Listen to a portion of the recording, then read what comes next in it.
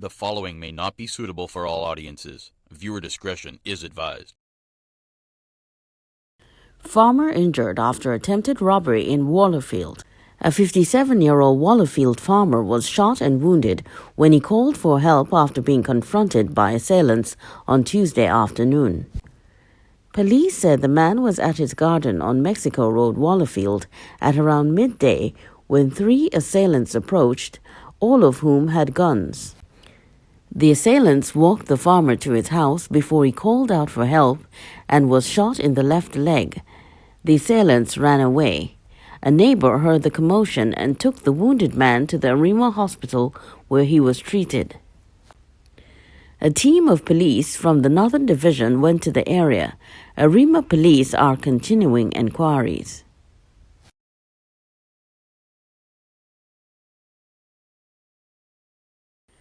Claxton Bay man erased while taking a bath.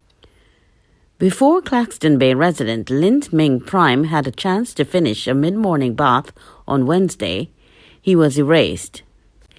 Prime, 30, of Rosehill, died inside the outdoor bathroom. Nearby residents and relatives found his body slumped over a bucket in the galvanized bathroom.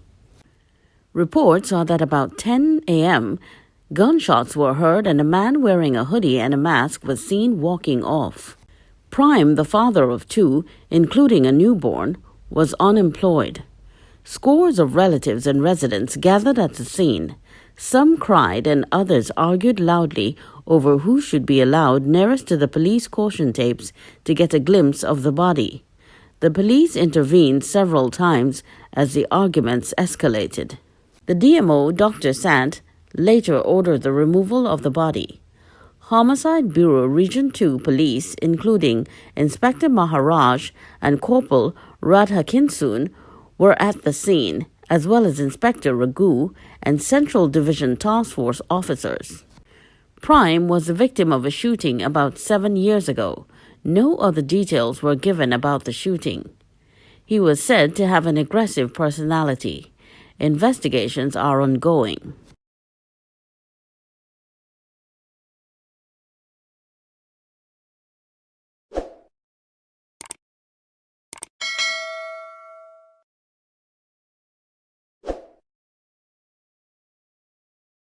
Venezuelan fishermen still missing.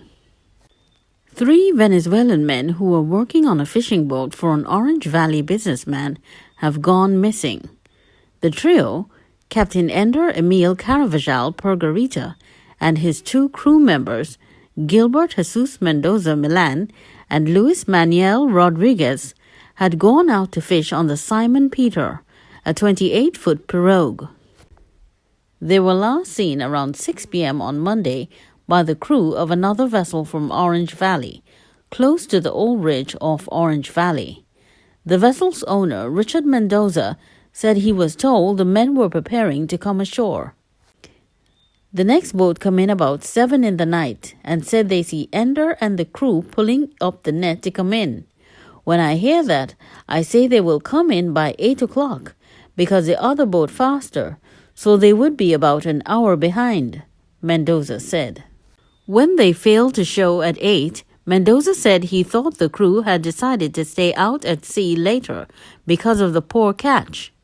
Sometimes when you pull up the net, the catch doesn't be much. So when I see 8 in the night and they didn't come in, I thought they throw the net again and waiting to come in at about 2 a.m. to go straight to the fish market, Mendoza said. He went home and came back to the Orange Valley Fishing Depot around 2 a.m., expecting to see Ender and the crew. When I didn't see them, I started to worry that their gas was done, and they had drifted away. I didn't immediately think of pirates, but now I don't know. He said Ender had just been working for him since June, while Louis has been working with Ender for several weeks. Monday was the first time Gilbert, who is Louis's cousin, worked on the vessel. Ender is a very trustworthy, hard-working guy. I am really hoping they come back home safely, Mendoza said. Mendoza said he and other men from Orange Valley spent several hours at sea on Tuesday searching for the men. The search continued on Wednesday, but so far there have been no sightings of the men or the boat. Mendoza said he made a report to the Coast Guard around 7 a.m. on Tuesday. He sent an email at 9:20 a.m. on Tuesday with the last known coordinates of the vessel, a description of the men, the vessel, and a photo of Ender. Mendoza said he was shocked when he saw a release from the Coast Guard on Wednesday afternoon calling for fishermen to include more information when making reports about missing fisherfolk and vessels. The reporting source indicated that the vessel, a pirogue, departed Orange Valley with a crew of 3 Venezuelan nationals on December 27 and had not yet returned to its home port. The TTCG received no additional information regarding the intended destination or other plans for the vessel, the release stated. Mendoza produced a copy of his email and accused the Coast Guard of blatantly lying. I sent the location and everything for them in an email because they gave me an email address and told me to email it for them. That was the first thing I did, said Mendoza. He said after he sent the email, he went out to sea to search with several other fishermen. They did not see the Coast Guard vessel until they were returning in the afternoon. They met us up right in Orange Valley and asked where we were going, what we were doing. I told them we were looking for the 3 guys reported missing and that the boat was mine. They boarded our vessel and searched it, even checking the cooler where we had a bag of ice and a case of water. They wanted to know what that was for. I told them we must get thirsty outside on the sea. I don't know if they looked anywhere else after that, Mendoza said. He said this latest incident of fishermen gone missing has heightened fears in the community, which still mourns the July 22, 2019 attack, which cost 7 fishermen their lives. The 7 were among 12 who were attacked at sea by pirates and forced overboard after being robbed of their boats and engines. Since that, everybody going out here does go out with another boat. We does team up. But look how long ago that happened, and we still can't get the GPS or the radios they promised us, Mendoza said.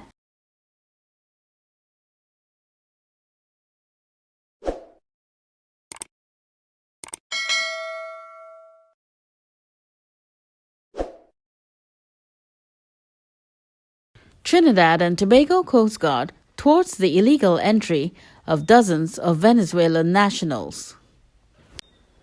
Dozens of Venezuelan nationals who were attempting to enter Trinidad and Tobago illegally in 2 separate vessels were intercepted by the Trinidad and Tobago Coast Guard, TTCG, during patrols carried out over the Christmas holiday weekend. They were eventually repatriated on Monday, 27th of December, 2021. An official statement issued by the Ministry of National Security reports that the interceptions were made in response to alerts from this country's coastal radar system, part of the technology architecture of the ministry's border security operations. According to the release, the first incident took place at approximately 12:05 a.m. on the 24th of December 2021.